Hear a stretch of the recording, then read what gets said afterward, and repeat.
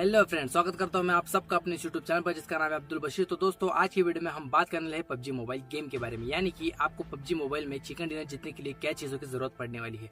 अगर आपको परफॉर्मेंस अच्छा चाहिए तो आपको पीसी के अंदर चाहिए अच्छा हार्डवेयर, और अगर फोन के अंदर खेलते हो तो आपको चाहिए अच्छा सा स्मार्टफोन।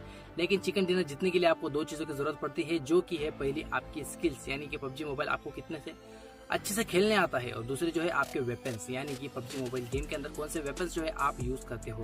तो ऐसे 5 वेपन्स के बारे में आपको मैं इस वीडियो में बताने वाला हूँ कि कौन से 5 वेपन्स का सबसे ज्यादा डैमेज आपको देखने को मिलेगा, रिलोड टाइम किसका कम मिलेगा और किसका शूटिंग रेंज ज्यादा है।